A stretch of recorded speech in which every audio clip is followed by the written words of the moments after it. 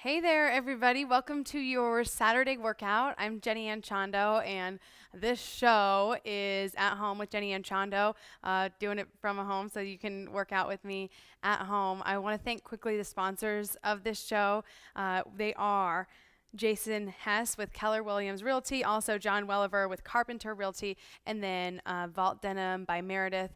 Essentially, they sponsor the show so that you can get it for free. So I appreciate them for doing that, and I hope that you all are enjoying the workouts. Today, what we're going to do is primarily an ab and core workout. A lot of times people think core and they think just here, but actually it's really from the trunk all the way up to your shoulders. So a lot of this stuff you can do just without any equipment. We're going to do all of this without any equipment. Some of these exercises you may have done before, but you may not know the proper technique. I have a certain way that I do all of these, and this is the way that I train my clients through them. So going to get a nice solid ab workout today.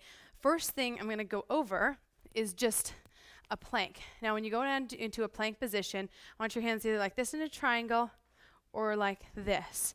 If it hurts your elbows, you can do it up in a push-up type position. Standard plank is going to look like this. So your body is really flat. You're right here. If you'd like to modify, I'll show you that from the side. You can modify just like this. So you want your buns down, your arms nice and solid on the ground. We're going to go up and hold that, and I'm kind of timing this out. I don't want you guys to think that I'm playing on my phone as I'm working out with you, but this is what I use as my timer. So I'm getting ready, starting the timer. We're going to go for a 30-second hold, and I'm going to kind of count you through this. Take a break if you need to. 3, 2, up and hold. So once you get there, I want you to drop the shoulders a little bit. You don't want it up here and tight. Also, if you need more stability, you can take the feet out a little bit wider. Otherwise, keep them nice and flat behind. If you're doing a full plank, not a modified plank, I want your body really straight and tight. Again, modified plank is going to be here on your knees. You can always go down there and come back up. We're almost to 30 in 3, 2, and stop. Relax, recover here for just a second. We're going to go in for a second set, and I'm just going to show you kind of a modification. Now, this type of workout, just a core strengthening workout, something that you could do maybe every 3 days. It's not necessary to do it every day, just because you're going to be straining those muscles too frequently. You want to give them time to repair. Okay, back down, second set, either modified, or if you're up here in that regular plank position, go ahead, up and hold. So we're right there. Core of the body is tight. Continue to breathe. Here's your modification. You're going to press front and then back.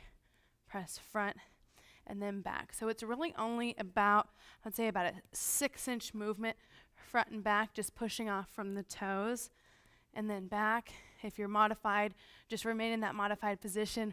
We're getting close to 30, you guys. Just about 5 more seconds.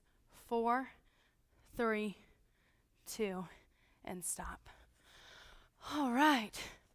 Now, side planks. We're getting these out of the way early because I find them to be the most challenging when I train clients and do them at the end. Oh, they get a little angry. So I consider you all to be my clients, my online clients. So if you have questions throughout the workout, you can contact me on the website, and I'll be able to answer all that for you. So a side plank, several different versions you can do. Your options are here up on one arm or down here on your elbow. I'm going to be down on the elbow to begin with. So either one is just fine. 3, 2, and up and hold. So you're holding right here. Most important, you've got these obliques engaged. So you don't want to let that drop here. Keep it up here. Maintain a hold there. A modification is to put one foot back right there, or to go down on a knee. So both of those are absolutely fine till you work up. We're going for a 30-second hold on this, and you have less than 10 to go. Maintain that breath in 3, 2, and release. Okay, let's get the other side.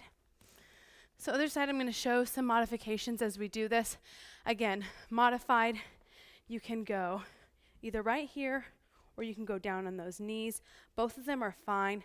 Again, you're looking to engage the obliques and get a nice isometric contraction so that you're holding the whole time. So here we are, 3, 2, and up and hold. So you're right here. One option, if you choose to do so, is to bring it up here. You can also extend that leg straight up Any version of that is fine. Again, you can also keep it right here. Important that you don't let those hips drop. So if you're feeling that drop, then go ahead and go down to a modified version. Keep breathing. We have about 10 seconds to go.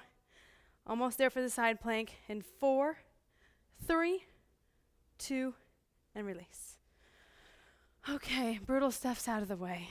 We move on, have a few more other things. Before we go back to front section, I'm gonna work your lower back. Basically gives you a little bit of a reprieve, almost like you're alternating muscle groups here. So, right down here, face down, and you're just gonna look directly front. Hands underneath the chin, supporting for this first version, feet flat on the ground. So, core of the body is not just the abdominal muscles, also includes the lower back. So important to work that too. So, you're gonna lift up and then down. Lift up and then down. I want you to keep your chin pointed toward the ground.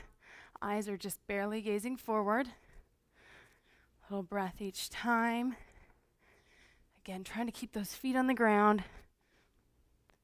Use the lower back to pull yourself up. 4 more. 3, 2, and last one. Take it up and hold. Uphold right here. Arms out to the side. Arms come back and then down. Quick little break here, and then we're going up for a second set. So I placed your arms right next to the body. From here, you're going to keep your neck and head in that same position. Feet on the ground, and then you're just going to lift and lower. So from here, we lift and then lower. Lift and then lower again. So eyes gazing. I know you're trying to watch on your computer as you're doing this, but once you kind of get the movement down, I'll count you down so that you can keep going and keep your body in the right position. Okay, 4 more. 4, 3, 2, take it up and hold. Uphold right here. 4, 3, 2, release. Okay, sit back, stretch that out a little bit. Ooh, back can get tight when you do that. So if that was a real big challenge, and for a lot of people that will be, you want to focus a little bit more on that lower back strength. A lot of times we focus just on the actual abdominal muscles and don't do a lot for the actual lower back. So next thing here, I want you to get feet flat on the ground. Feet flat on the ground. It's a really small movement just from your wrist to your fingertips. Your arms are going to stay straight. Back is flat right from here, shoulders down. So knee to wrist, then you take it back, knee to fingertip. Back up, knee to wrist, no higher than the wrist, then back, up, right to the wrist. Now, common tendency on this is to kind of just bend the arms so you don't really have to go back very far, but then you're not really doing anything. So here we go, join me, take it back, and then up. And if you're sitting there at your desk and just watching the video while I'm doing this ab workout, have a seat on the ground. We're just working the core here, and then try it with me. Here we go, a few more. We have 4, up, 3, up, 2, up, then take it back and hold. Little extra challenge here, 1 arm up. Keep holding, keep holding. Abs might be a little bit shaky, switch other arm up and hold. So you should be leaning back. If you don't feel anything, you can take it back a little further. Now, both arms up and hold. Big deep breath in, release back, further, hold it. 8, 7, 6, 5, 4, 3, 2, and come up. Oh, congratulate yourself. We are not done just yet. I'm going to turn to the side for this one so you can see the angle. Now, a lot of these, when people talk about training abs, a lot of times people will do train their abs every day after the workout or before the workout. I really want you to avoid doing that because those muscles are just like any other muscle.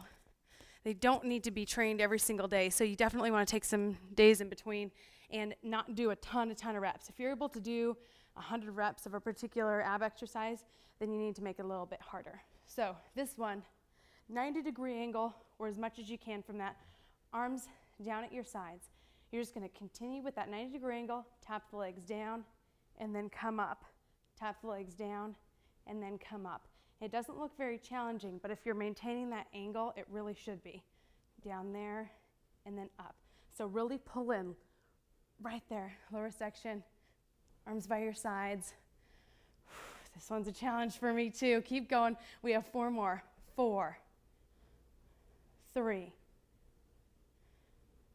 2, and last one, and up. If that was too easy for you, you can add ankle weights on there, make it a little bit more challenging. Typically, if you have that proper angle, then it's going to be okay. Next thing from here, arms stay at your sides. Knees are going to come in and then out. So you're right here. Knees come in and then out. In and then out. I'll show you a modified version. Modified is going to go right up there. You just want to do it to the point where if you start getting that angle like that in your back, then you know that you're going down to a little bit too far.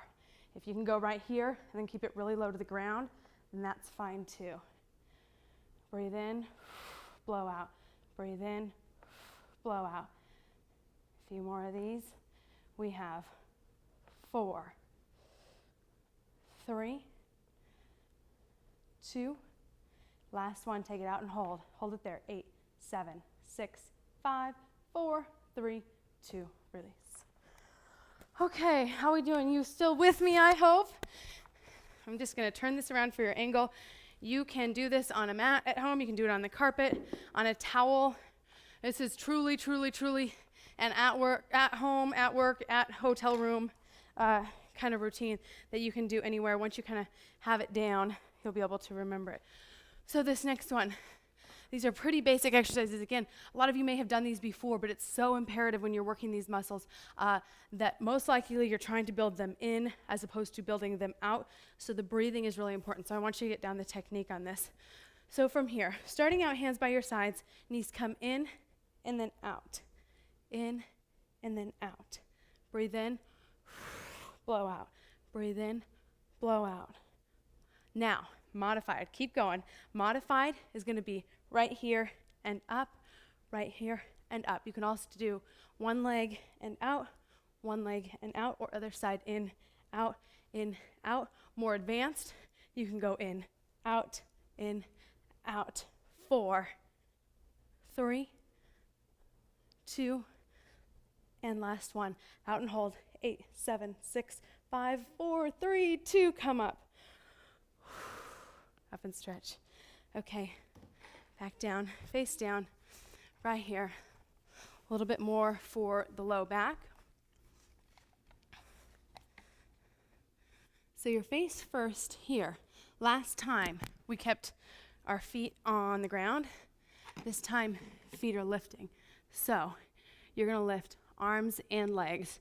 Here we go, arms and legs, take it up and then down. If you only get a little bit off the ground, then that is totally fine. Up and then down. Up and then down. I want you to try to keep your feet together in the back. Coming out here isn't going to be quite as challenging. So feet together. It'll also give you a little inner thigh work. In 4, 3, 2, take it up and hold. Arms out to the side. Take it back here and then down. Quick little break for the lower back here. We're going to do a second set. Keep the arms there right by your sides.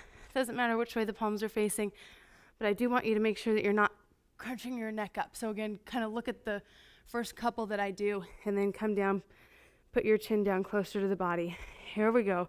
Take it up and then down. Up and then down. Up. I forgot to lift my legs. This is the lift your legs version. I'm sure you guys had it at home. All correct and everything. Legs up, chin up. In 4, 3, 2, take it up and hold. Up, hold right there. Legs together, thighs together. 4, 3, 2, release. Okay, sit back, stretch that out. Oh, relax there for a second. And come up. Next thing we're going to do, you guys, is just the basic crunch, because this is something that is still extremely effective if you're doing it properly. So, coming right back on your back, here. Now, feet planted flat on the ground. They can be separate, they can be together, either way is fine. Hands come behind the head for a little bit of support. This is what I prefer when you're doing this, just so that you're keeping the exercise within your core.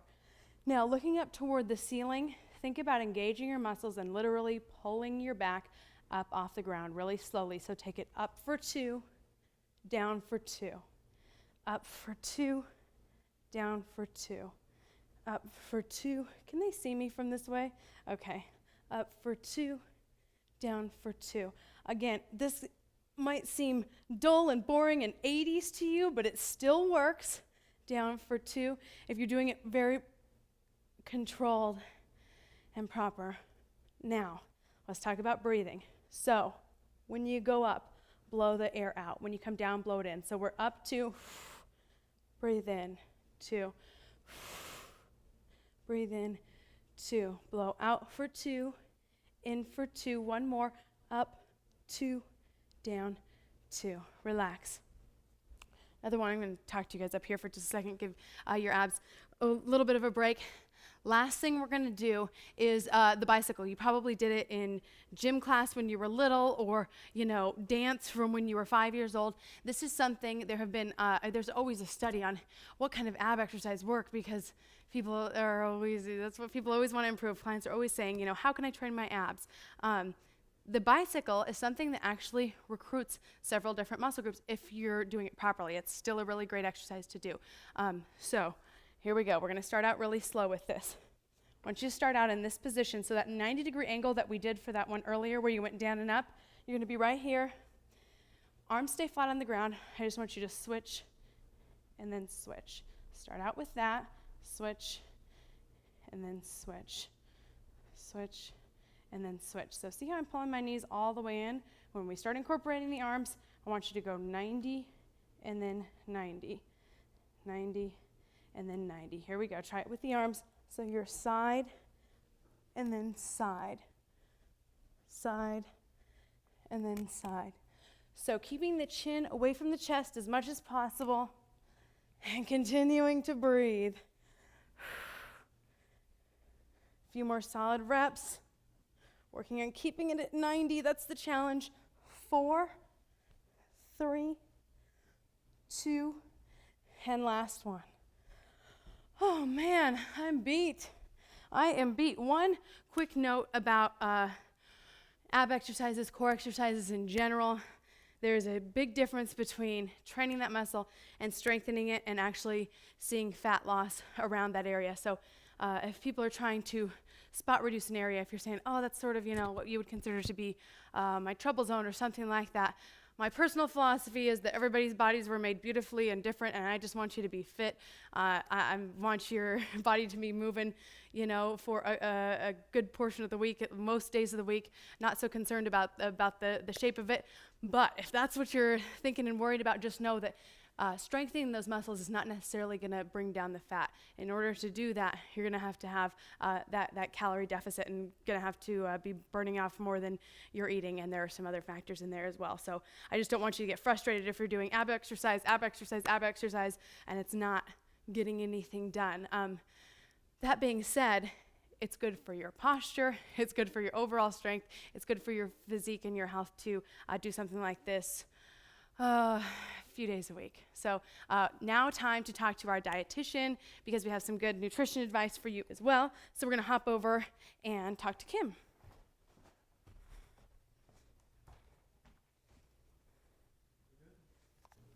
Okay, you guys did a great job on the core workout. So that workout is something you can do every few days, very specific for the core. So hopefully got a lot out of that. And now, as promised, brought in Kim Gallia as our registered dietitian who has worked in the industry for years and years and has a wealth of information. And I wanted to do something with you, Kim, because so many people shoot all these different questions. Mm-hmm. And I always figure if somebody has that question, somebody else probably has it too. So I just wanted to bring you in here for a bunch of Q&A. And a lot of you guys watching the show right now have asked the questions. And then we're just going to answer those. So first one came from somebody who said, I wake up in the middle of the night hungry. I need a couple of bites. What's some sort of thing that you would suggest? She said that she kind of got up and had like a couple pita chips, something like that by her bed. I'm curious about that too. I wake up like that sometimes too. What do you think of that? Well, first of all, I would say this is a slippery slope. Okay. You need to be careful with this eating in the middle of the night thing, because as a dietitian, I would say, are you not fueling enough prior to going to bed? It's all about eating your calorie salary or your calorie budget, whatever you want to call it, during the day. And you can break it down into meals and snacks, but most likely you're not eating enough at night. And if you need a bedtime snack, that's fine. So take those pita chips and do it before you go to bed. But see, they're just carbohydrate, and I don't know if that she's eating a whole grain version of them. I would prefer that you go for something that gives you some fiber, some good whole grain goodness, maybe some protein like string cheese or peanut butter or hummus, not just the few pita chips. Okay. But have the snack before bed so that your stomach isn't rumbling in the middle of the night. It's not typical and normal that when you're hungry in the middle of the night, and when you start reaching for food in the middle of the night, you give yourself permission to do that, it could get really sticky. Yeah, I can definitely see that. Okay, so that's good advice. So probably need to eat a little bit more before you go to bed. And then. we're talking maybe a couple hundred calories is all you need. Sure. Again, you need to stay within your calorie budget so that you don't gain weight. But I would prefer everybody eat during the day and the evening before they go to bed. Got it. Okay, good My advice. husband actually eats sugary cereal with 1% milk every night for his bedtime snack. And I don't have a problem with that because he's getting protein, calcium, vitamin D from the milk. It's low fat, good for his heart. And the sugary cereal, hey, fine. He's in great shape. He can afford those calories. Gotcha. But all cereal is fortified with vitamins and minerals, so I don't have a problem with that. Oh, good. Husband of approval. There you go. Next person asked, I'm considering the South Beach diet. What do you think of it? Well, my first inclination when I hear questions like that is you said the word, I'm going on a diet. And I do not like people to think about going on and off diets. I want them to think about smart, sensible eating for the rest of their life. And when you go on a diet, it's something you go off of. And if you go on the South Beach diet, and I know it's a branded diet, and it actually has products that I think they suggest that you need to buy, all these South Beach label food products in the supermarket, I'm kind of concerned about those kind of diets, because what happens when you're no longer using those specific products as a crutch? Have you learned how to eat the right way for you for the rest of your life? Probably not. So I want you to take those same principles. And by the way, I went online to look at the South Beach diet just to check a little bit about the updated version of it.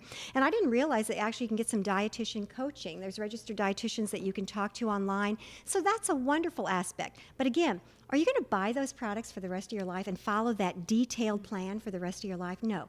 I want you to eat smart. I want you to learn a basic food plan for yourself, nutrient-rich foods, and go on like that for the rest of your life.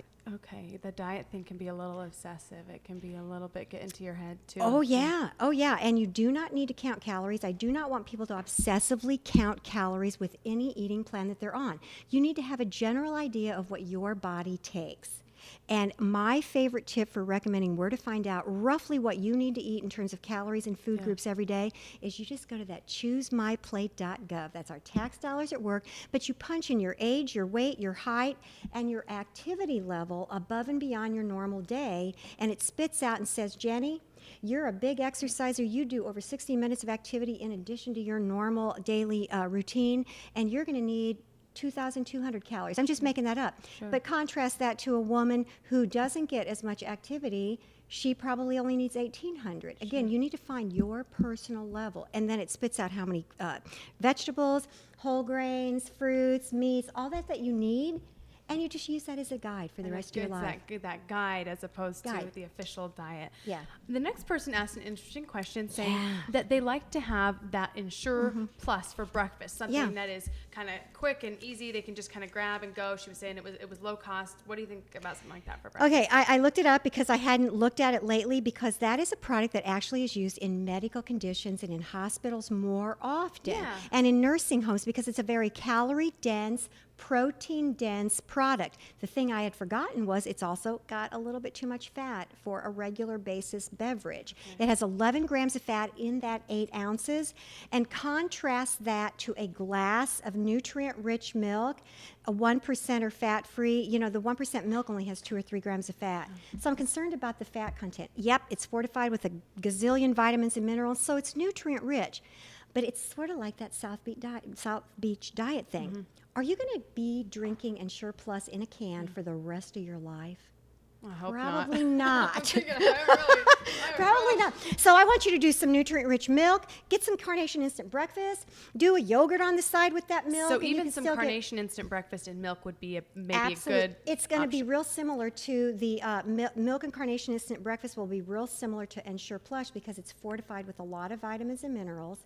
You're getting some extra sugars plus the milk. Then a little lower in fat, I'm guessing. It or- is going to be no different than the milk because the Carnation Instant Breakfast has 0 fat. It's Okay. just some sugar calories, some protein, and lots of vitamins and minerals. Okay. But don't discount chocolate milk if you like that as well. You know, think about cottage cheese and yogurt. Because, you know, I think the person asked about the protein, that there was a lot of protein Yeah. in it. Yeah, there's 18 grams of protein in that 8-ounce serving. Contrast that to an 8-ounce serving of milk, which has just 8 grams of protein. But you're going to get plenty of other protein throughout the day, or have something additional, yogurt, Greek yogurt, or cottage cheese with that. Other thing is something that we don't focus on as much, but I actually do get this question a lot in terms of strength training. Somebody saying, hey, you're always training people to drop weight. What about people who are looking to gain weight in a healthy way? And that includes the nutrition component for somebody who, it was a woman who asked, but I think this probably pertains to men and women both, that want to gain weight, but they want to do so in a healthy way. And she said she didn't want to gain fat. Yeah. And I applaud someone who wants to gain weight in the healthy way if they're truly thin. Now, if a person has truly been told by their doctor that they are at an unhealthy BMI, which is your body mass index, I would kind of scratch my head and say, well, how much under the healthy BMI? And, you know, healthy BMI is, I think, 18.5 to 25. How much under? Is this person truly that thin? Because, Jenny, I think we all need to respect the fact that people have different body configurations and sizes, and she may be a very thin person but be extremely healthy. So be careful with that. You know, I wouldn't just automatically tell somebody, yeah, you need to gain weight because you're under on the BMI. Right. If there's a health complication or something, then that's very understandable. Yeah. If there's not, then Yeah, but to gain weight the healthful way, you eat more of all those nutrient-rich food groups. You focus on quality first and then your quantity, which means you're going to eat those lean meats, fish, poultry. You're going to eat a lot of low-fat, non-fat dairy. You're going to eat fruits and vegetables and lots of good grains. And then you can add in sweets and treats. You have a few more bites of just about anything to make up the excess calories that you might need to gain the weight in a healthful way. Sure. And the whole grain, whole wheat thing is something that I know you talk about so much. Yeah. But it's also something that it's good to differentiate and kind of explain where people are at on that. You know, there's white refined grains, and then there's the whole grains. And there is a whole grain version of almost every bread product that you and I are used to using every day of our lives. Crackers, pizza crust, bagels, English muffins. There's a whole grain version of these. So I want you to grab those more often than the white refined, because when you do whole grains, it means it has the bran, the germ, and the endosperm. That's where all the good nutrients are. That's what's going to make you feel the best, boost your immunity, ward off diseases. And actually, those things have a little more protein. They're going to satiate you more, stick with you more. Sometimes people say I can eat whole grain pasta, whole wheat pasta, and eat a smaller serving because it's so dense and chewy. Yeah, satisfying. And you can, yeah, it's very satisfying. So you get a little bit less on your plate, actually, than if you did a huge plate of white pasta. Okay, we'll have to try that then, the pasta lovers. So next person asked that they get off work, I think they said at 9:30 at night. They were concerned about coming home and eating late because for so many years people have been saying, you know, don't eat after 5 or 6 or, you know, however. What would you say to that person? Timing is not the issue. If you stay within your calorie budget, generally, if you get 2,200 calories a day, I don't care if you eat a few in the morning, a few in the afternoon, and then a lot of them at night, because you've stayed within your calories for your activity level and for your body. The problem with people eating late at night is they tend to overeat, because quite possibly a lot of people undereat during the day. Oh, And you're then they so get hungry home when you and get they're home. exhausted, Yeah. they're hungry, and they don't realize how many extra bites they're actually stuffing in their mouth. I also caution about watching TV late at night. like that, Okay. and eating mindlessly, not paying attention to what you're putting in your mouth. Do you have people measure out food when you work with people? Sometimes people learn the easiest way by just measuring 1 or 2 or 3 times, learn the portion sizes, and then they can judge and eyeball it for the rest of their lives. And that is really the best way to learn what you're eating. And if you want to check those calories on the package, you need to know how much you're actually eating or pouring into a bowl or whatever. I love it when I tell people to pour the cereal you eat regularly into a bowl. Don't look at the nutrition facts label. Just pour it, then measure it. And sometimes people are amazed. Oh, I only had 3/4 of a cup, and a serving size is a cup. Or some people go, oh my gosh, I had no idea I was eating 2 cups. That's me. It's But like, th- oh, and my that's bowls okay. are like this big. But see, that's okay. You just kind of That's account how for you're it. choosing to spend your calories. You just need to obviously account for it, and you've got Okay. plenty of activity. So there's nothing wrong with that. But you need to have a baseline knowledge of what you're doing. Okay, that makes sense. I've got all these questions down here. As I say, people wrote in on the website, people wrote in on Facebook, sent That's tweets, great. everything, which I Thank you. love. I love that they're sending in these questions for you. Somebody else wrote in, we addressed this a little bit, but they just said, how do I know how many calories I should eat? Go to choosemyplate.gov, get your daily food plan. It's called My Daily Food Plan. And you actually just punch in your age, your weight, male, female, your activity level, and it will spit out your personalized plan. And there's all kinds of stuff there as well, like sample menus for that calorie level. So let's say you get 2,000 calories a day. It gives you some sample menus to give you an idea of what that particular level of calories looks like, broken down into snacks, breakfast, lunch, and dinner. Okay. I think people get concerned sometimes when they hear something .gov. Oh. They think, what could the government possibly know? Look at this obese nation, but if you're working with somebody, do you genuinely use that? I think that is a great starting point. And Okay. there are more technical formulas that you can get into with your resting metabolic rate and all of that. But I want people to keep it simple. I don't want them to make it so hard, because I really do think that eating should be enjoyed. It shouldn't be very labor intensive. And you should learn to enjoy all the foods that you love and never force yourself to eat things that you don't like. But use that as a guide. And then I would recommend that you get a hold of a registered dietitian if you're really interested in getting an Getting appointment details, and getting yeah. very detailed information. Sure. Now, somebody else asked about eggs. Eggs, I oh my love gosh, that. they've got a bad rap. Wait, Yeah. as a little girl, you hear about the cholesterol and things like that. But then she said, I'm starting to hear that they're okay. What is okay? How many? Yeah, well, they always were okay. People that had heart disease needed to eat a limited amount. But even the American Heart Association has said for years that it's okay for everybody to eat an egg a day, even people that have, some increased risk of a heart disease. What happened recently, this person probably heard about, is that they did new research on measuring the nutrients in the eggs, and they determined that the egg has only 185 milligrams of cholesterol rather than 215. So they're lower in cholesterol, and they're higher in vitamin D than we thought before. So that's fabulous, because we only get vitamin D from sunshine and fortified milk for the most part. And now there's a sunscreen push, so hopefully everybody's wearing their sunscreen Yeah, too, exactly, so it's like exactly. not So getting you through got to there. get your vitamin D by, taking a supplement, or choosing the milk. All milk is fortified with vitamin D for the most part, and then now eggs have roughly about 10% of your vitamin D needs. And eggs have so many other nutrients. They're good for your eyes. They're good for your brain. I love it when people want to eat eggs, and you can cook them so fast.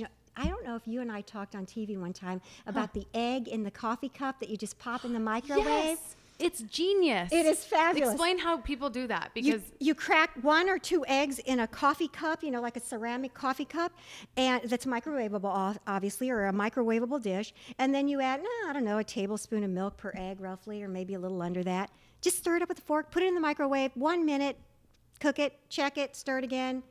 Put it back in maybe 30 seconds to 45 seconds. You have scrambled eggs in the microwave. I It's like so that because easy. it's realistic. Because again, I eat almost every meal of the day at work, so it's like I'm taking either it has to fit in a cooler or it has to be put in the microwave. Unfortunately, But I love that. It's a nice, good protein source. Now, you said 1 egg a day is okay. What about if people don't have a cholesterol issue? Can they have more than that? Or I think the general health recommendations are still to try to stay around an egg a day. Okay. But if you eat a sensible diet and you're not at health risk for anything, I don't have a problem if you go over an egg. Some weeks I go over 7 eggs. Sure. It just varies. Focus on your overall diet. Don't get obsessed about, I can only have an egg a day. And yes, you can have an omelet that has 3 That's what I was eggs. wondering about. 'Cause you go to a restaurant and it has 3 eggs. So then what do you? I don't So want to you're cut off probably 2/3 not- of my omelet. No, you're not. And so you're going to probably not eat eggs for a couple of days. Okay. But you know, we know people that eat several eggs a day, especially weight trainers, and they're perfectly Right. okay, because I need to say this. It's not cholesterol in your foods that raises your blood cholesterol level. It's the saturated fat in your food that raises your cholesterol level. So you want to cut off all the meat, off your beef and your pork, the turkey and chicken skin. That's what you really need to watch for saturated fat. Okay. Somebody else asked about seafood. She said, Oh, yeah. I'm into seafood. I hear it's healthy. How do I cook with it? What should, ask for a suggestion For some recipes. with seafood recipes. And do you know, cook with it very often? Well, I'm not a huge seafood eater, and I will admit that, even though I'm a dietitian. But that also points out that everybody has their preferences, and you should never force yourself to eat more of something if you cannot enjoy it, or you don't particularly care for the taste of it. Now, see, I love seafood, but my husband can't stand the smell of it, so I can't do salmon very often in the Right. house. Wait till he's on an out-of-town trip. And I love to do, fish tacos and stuff like that, but I do try to keep the seafood to a minimum at home when he's around. Sure. But I love canned tuna. Here's what I tell people about recipes.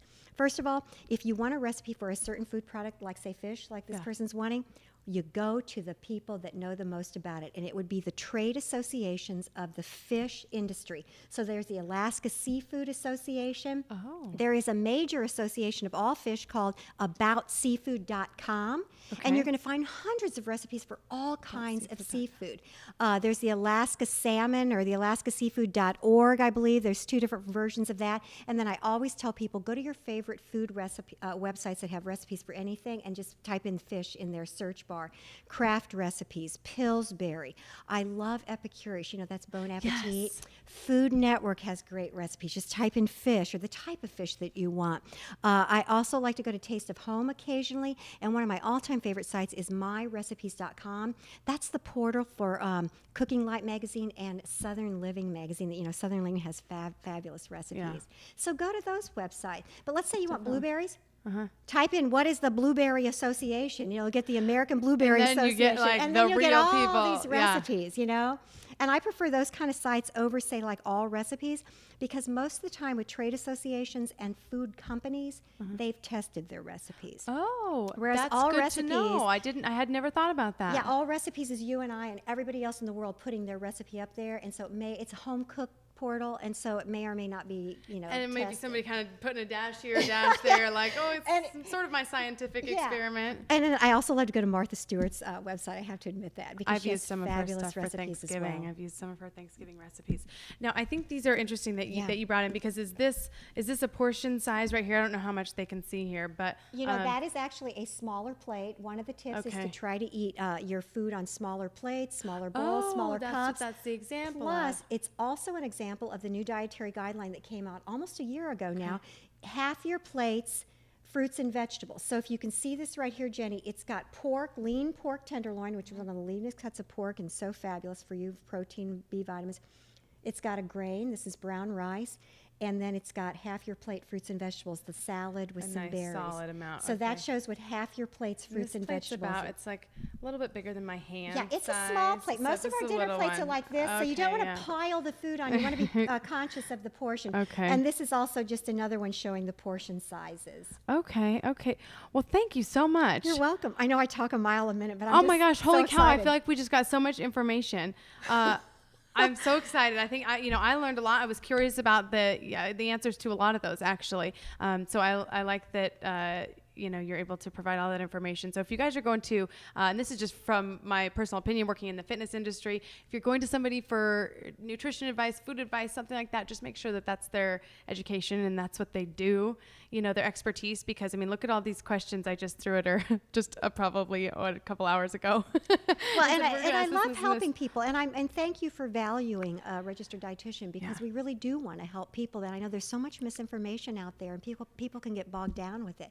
And I just want to say I really admire you for all you do with your exercise. And I thanks. too make sure people know when I have to mention fitness tips to people, if they ask me, you need to go to somebody who's qualified in that. And you're part of the ACE True. Association. Yes, is that correct? exactly. Yeah. So it's American Council on Exercise. Yeah. Go to the rigorous website, training. Yeah. find somebody who's got those credentials, and don't just listen to anybody, word of mouth. Oh, I like so and so. You make sure they're Yeah, qualified. it's true, and especially with the food stuff, because I think it can almost become debilitating for people when Yes. it gets so much information information. So thank you for coming You're welcome. on. It's a great resource for us. And tell everybody your website so they can go there It too. is kimgaleaz.com. That's KIMGALEAZ. And she has some good recipes on there too, and a blog and all kinds of information Thank you. there. And we'll post her website on here too as a link. So thank you guys for joining Thank us you. too. And if you have other questions or want to comment on the episode, anything like that, just post it right below. And I always will get with Kim and answer your questions there too.